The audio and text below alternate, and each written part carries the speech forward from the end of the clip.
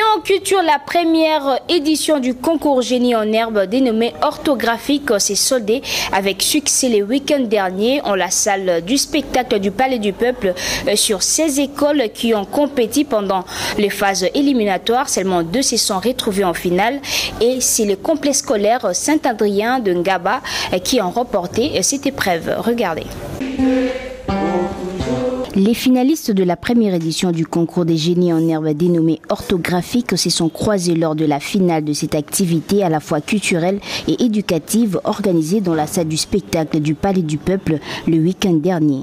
Sur 16 écoles qui ont participé pendant le tour éliminatoire de ce concours, seulement l'école Saint-Adrien de Ngaba et les lycées Liziba qui ont compéti pour la finale à l'issue de cette compétition qui a souri en faveur de l'école Saint-Adrien. Un motif de satisfaction pour ces compétiteurs qui ont brandi l'étendard de leur école.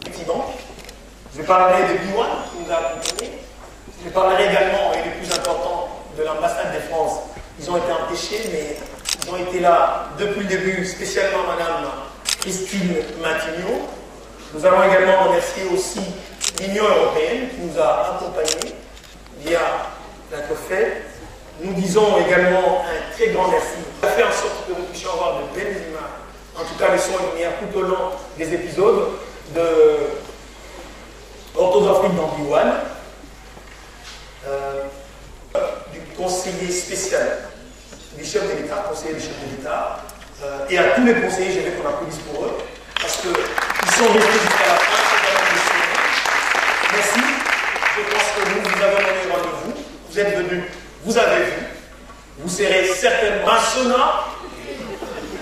Il y a encore quelle école totalisé 20 000 offres, je veux qu'on applaudisse très fort pour elle. Et collège Saint-Adrien, qui n'était pas attendu, complexe scolaire Saint-Adrien, qui n'était pas attendu, qui nous est arrivé de Ngaba, a totalisé 90 000 offres. Les gagnants le collège complexe scolaire Saint-Adrien, je veux qu'on applaudisse très fort. On fait la photo, vous remettez les coffrets et sans plus tarder, on va passer par la remise des prix. Vous remettez, on va vous inviter, vous descendez et sans plus... Non? L'initiateur de ces jeux de société au regard des succès récoltés pour cette première édition plaide pour la reconnaissance de cette activité qui vise l'accroissement de l'intelligence des écoliers. Et je crois que le chef de l'État, le président de la République, a toujours mis en avant cet aspect culturel, aspect éducationnel.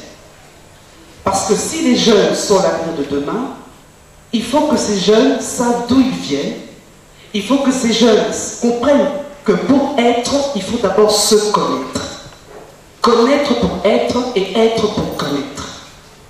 Et puisqu'il faut connaître pour être, il est important que l'on puisse saisir l'importance de notre patrimoine culturel, de notre patrimoine historique, de notre patrimoine géographique, de notre patrimoine, etc., etc. L'éducation étant un des socles du développement pour un Congo prospère, propulser de telles activités rentre dans le cadre de la revalorisation du système éducatif congolais.